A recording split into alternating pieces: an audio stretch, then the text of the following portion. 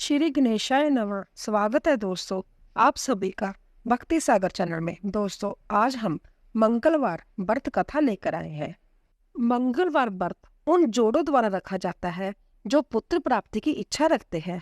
अन्य लाभों में भी परिवार में खुशी शामिल है। जो लोग ज्योतिष में विश्वास करते हैं वह मंगल ग्रह से जुड़े हानिकारक प्रभावों को कम करने के लिए इसका उपवास रखते हैं। मंगलवार का पूरे दिन का उपवास होता है। भक्त जो मंगलवार का उपवास करते हैं वह केवल एक ही समय भोजन लेते हैं, जिसमें आमतौर पर गेहूं और गुड़ से बना कोई भी भोजन शामिल होता है। अधिकांश हिंदू बिना अंतराल के 21 मंगलवार तक उपवास रखते हैं। मंगलवार उपवास हनुमान और मंगल को संतुष्ट करने के लिए है, जो इस दिन पर शासन करते हैं और जिसके इसका नाम पड़ा है। मंगल को एक परेशानी निर्माता माना जाता है और उपवास बुराइयों और समस्याओं को दूर करने के लिए किया जाता है, जो हमारे रास्ते में बिखरे हुए हैं और खुशी का रास्ता बनाते हैं। इस व्रत के पीछे मूल मान्यता ये है कि भगवान हनुमान अपने भक्तों को जीवन में आने वाली कठिनाइयों से उबरने में मदद करते हैं, खासतौर पर मंगल ग्रह के हस्तक्षेप से होने वाली कठिनाइयों से। इसके अलावा पुत्र प्राप्ति की इच्छा रखने वाले जोड़े भी इस व्रत को सख्ती से पालन करते हैं। भगवान मंगल 9 ग्रहों में से नवग्रहों में से एक है। उन्हें अंगारक और कुंज नामों से भी जाना जाता है। उन्हें पृथ्वी या भूमि पृथ्वी देवी का पुत्र माना जाता है। वह शक्ति, वीरता और साहस से जुड़े हैं। भगवान मंगल धर्म के रक्षक और जीवन के उद्देश्य है। गणेशम पुराण के अनुसार एक बार हिरण्याकश्यपु के बड़े पृथ्वी का अपहरण कर लिया था। पृथ्वी देवी को उससे मुक्त कराने के लिए भगवान ने बराह रूप धारण किया था। भगवान ने हिरण्याक्ष का वध किया और पृथ्वी देवी को मुक्त कराया। उस समय पृथ्वी देवी भगवान से बहुत प्रसन्न हुई और उन्होंने उनसे विवाह करने की इच्छा व्यक्त की। बराह अवतार के समय भगवान की चमक आकाश में हजारों सूर्य के समान थी। वह असहनीय थी। तब भगवान ने पृथ्वी देवी की इच्छा पूरी करने के लिए सुंदर और मौलिक रूप में प्रकट हुए। उन्होंने विवाह किया और 1 वर्ष तक अकेले रहे। उनके जहां मंगल का जन्म हुआ। और शिव पुराण के अनुसार एक बार जब भगवान शिव अपने निवास कैलाश पर्वत पर गहन ध्यान में लीन थे, तो उनके माथे से पसीने की 3 बूंदें निकली और धरती पर गिर गई। उन बूंदों में से एक बहुत सुंदर शिशु प्रकट हुआ, जो लाल रंग का था और जिसके 4 हाथ थे। भगवान शिव ने बालक को पालन पोषण के लिए पृथ्वी देवी भूमि को सौंप दिया। बालक का नाम बोम रखा गया, क्योंकि उसका पालन पोषण और लालन पालन भूमि अर्थात पृथ्वी ने किया था। बोम जब बड़ा हुआ तो उसने काशी जाकर भगवान शिव की घोर तपस्या की। भगवान शिव ने उसे मंगल लोक प्रदान किया, जो शुक्र लोक से भी श्रेष्ठ है। यही बोम सौर मंडल में मंगल ग्रह के नाम से प्रतिष्ठित हुआ। भगवान मंगल के 4 हाथ हैं और वह त्रिशूल और गदा को हथियार के रूप में धारण करते हैं। जय लाल आभूषण पहनते हैं। भगवान मंगल की पूजा करने से त्वचा रोग, कर्ज और दरिद्रता आदि से मुक्ति मिलती है। भगवान मंगल का रतन लाल मूंगा है और उनका दिन मंगलवार है। वह दक्षिण दिशा में संरक्षक है। आइए दोस्तों कथा का श्रवण करते हैं। एक बार एक ब्राह्मण का बेटा था। उसकी शादी कम उम्र में ही कर दी गई थी। वह अपनी पत्नी को वापस लाने के लिए अपने ससुर के गांव गया। उसके ससुराल वालों ने उसका दिल से स्वागत किया और उसे खाने के लिए बेहतरीन व्यंजन दिए। लड़के ने अपने ससुर से कहा, कृपया अपने बेटी को मेरे साथ भेज दीजिए। मेरी माँ बीमार है, उसकी देखभाल करने वाला कोई नहीं है। ससुर ने कहा, जय तो ठीक है, पर हमने उसे कपड़े और पैसे देने की पूरी तैयारी नहीं की। लड़के ने कहा, हमारा परिवार इतना गरीब नहीं है कि हर बार ऐसे प्रस्ताव स्वीकार कर ले। तुम अपनी बेटी को मेरे साथ भेज दो। लड़के की सास ने फिर आपत्ति जताई और कहा, मेरी बेटी अभी अभी शादी करके आई है और बहुत सुंदर है। वह सोने के गहने पहनेगी। यात्रा के दौरान उसकी सुरक्षा की गारंटी कौन लेगा? लड़के ने कहा, मैं उसकी रक्षा करने के लिए काफी बहादुर हूँ। मेरा मांसल शरीर देखो। सास ने कहा, जय मांसल शरीर नहीं बल्कि मन है जो हमारी रक्षा करता है। लड़के ने कहा, मुझे बिना दिमाग के मत समझो। ससुर और सास ने दामाद के साथ कुछ देर तक बहस की और आखिरकार अपनी बेटी को उसके साथ भेजने पर सहमत हो गए। युवा पति पत्नी दोनों गांव की ओर यात्रा शुरू की। मंगलवार का दिन था। मंगलवार का दिन मंगल देवता को समर्पित है। वह इस दिन के सेनापति है। मंगल ने ब्राह्मण की सुंदर पत्नी को देखा। ऐसी सुंदरता देखकर वह चकित रह गया। वह जादू टोना जानता था। उसने ब्राह्मण के बेटे का वेश बना धारण किया और लड़के के से कहा, वह मेरी पत्नी है। तुम कौन होते हो उसके साथ जाने वाले? उसे मुझे दे दो, नहीं तो मैं तुम्हें मार डालूंगा। ब्राह्मण का बेटा अपने जैसे ही एक आदमी को देखकर घबरा गया। उसने कहा, तुम एक भूत हो, तुम एक धोखेबाज हो। वह मेरी पत्नी है, मैं उसे तुम्हें कैसे दे सकता हूँ? महिला दोनों के बीच अंतर नहीं कर सकी। वह हैरान होकर वहीं खड़ी रही। कुछ ग्वालों ने उनके झगड़े को देखा।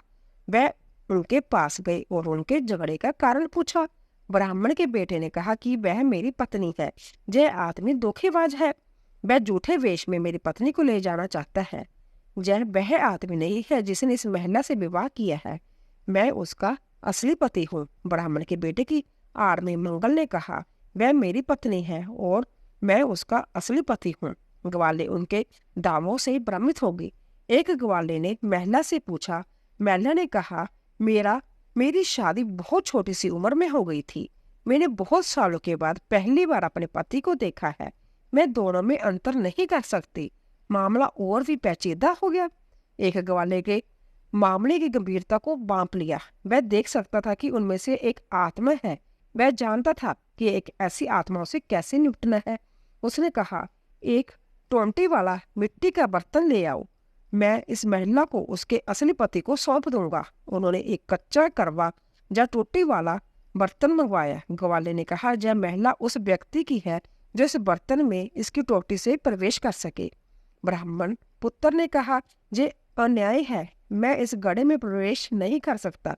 ग्वाले ने कहा, तो तुम धोखेबाज हो, तुम्हें मेरे आदेश का पालन करना पड़ेगा। ब्राह्मण पुत्र चुप रहा। वह असहाय था। मंगल ने कहा, वह मेरी पत्नी है, मैं इस गड्ढे में इसकी टोटी में प्रवेश कर सकता हूँ। चतुर ग्वाले ने कहा, यदि तुम इस गड्ढे में प्रवेश करोगे तो वह तुम्हारी पत्नी हो जाएगी। मंगल एक आत्मा के रूप में था। वह अपने शरीर को किसी भी आकार में बदलने की कला जानता था। वह टोंटी के माध्यम से बर्तन में प्रवेश कर गया। चरवाहे ने टोंटी को एक तंग कारक से बंद कर दिया। मंगल बर्तन में कैद हो गया। वह इससे बाहर नहीं आ सकता था। उसका बच पाना असंभव बनाने के लिए चरवाहे ने जमीन में एक गहरा गड्ढा खोदा और उस मिट्टी के बर्तन को उसमें डाल दिया और गड्ढे को भर दिया। ब्राह्मण का बेटा खुश था। उसने चरवाहे को उसकी बुद्धिमत्ता और ज्ञान के लिए धन्यवाद किया। उसी दिन से जब मान्यता चली आ रही है कि मंगलवार के दिन किसी को भी जमीन नहीं खोदनी चाहिए, ताकि मंगल की शैतानी आत्मा हमेशा के लिए धरती के अंदर ही रहे। दोस्तों, दूसरी कथा के अनुसार मंगलवार का दिन लोरा हनुमान को समर्पित है। भक्त दोपहर में अपना व्रत खोलने से पहले इस कथा को सुनते हैं। पहलवान इस दिन अपने शरीर को मालिश नहीं करते ताकि बाल न जड़े। कुछ पहलवान मंगलवार को आराम का दिन मानते हैं। एक बार एक बुढ़िया थी। वह मंगलवार का व्रत रखती थी। उसे हर तरह की समृद्धि प्राप्त थी। उसकी बहू उसे हर मंगलवार को 4 रोटियां देती थी। वह हनुमान मंदिर में जाती और वहां 2 रोटियां चढ़ाती। बाकी 2 रोटियां वह खुद खा लेती थी और संतुष्ट हो जाती थी। एक बार बहू ने अपने बच्चों से कहा कि वह अपनी दादी के पीछे पीछे चले और उनकी गतिविधियों पर नजर रखे। उसके पोतों ने कहा कि उनकी दादी ने भगवान हनुमान को 2 रोटियां चढ़ाई है और बाकी 2 रोटियों से अपना व्रत तोड़ा है। उन्होंने इस बात की जानकारी अपनी माँ को दी। उनकी माँ ने सोचा कि बुढ़िया 2 रोटियां बर्बाद कर रही है और इसीलिए उसने 2 रोटियां ही पकाने का फैसला किया। अगले मंगलवार को बहू ने उसे सिर्फ 2 रोटियां ही दी। बुढ़िया हनुमान मंदिर गई और 1 रोटी हनुमान को अर्पित की और बची हुई रोटी से अपना व्रत तोड़ा। उसके पोतों ने उसे देखा और अपनी माँ को बताया। उनकी माँ ने सोचा कि बुढ़िया 1 रोटी बर्बाद कर देती है और उसने उसे सिर्फ 1 रोटी देने का फैसला किया। बुढ़िया ने आने वाले मंगलवार को 1 रोटी ली और हनुमान मंदिर गई। उसने आधी रोटी भगवान हनुमान को चढ़ाई और बाकी आधी रोटी से अपना व्रत तोड़ा। उसके पोते ने जय देखा और फिर से अपनी माँ को बताया। उनकी माँ ने सोचा कि बुढ़िया अपने परिवार के खर्च पर अपना खाना बर्बाद कर रही है। उसने मंगलवार को उसे कोई रोटी न देने का फैसला किया। बूढ़ी औरत खाली हाथ हनुमान मंदिर गई। उसके पास चढ़ाने के लिए अब कुछ भी नहीं था। भगवान हनुमान एक छोटे लड़के के रूप में उसके सामने प्रकट हुए और कहा, हे बूढ़ी माँ, तुम्हें क्या तकलीफ है? बूढ़ी औरत ने पूरी कहानी छोटे लड़के को सुनाई।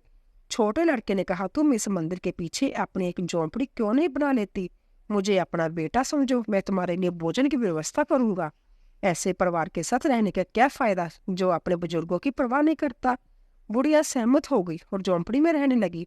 हर रोज छोटा लड़का उसके लिए एक मग भर दूध और एक लोटा चीनी और मक्खन चूरमा मिलाकर लाता था। अब उसका जीवन बहुत सुखी और शांतिपूर्वक था।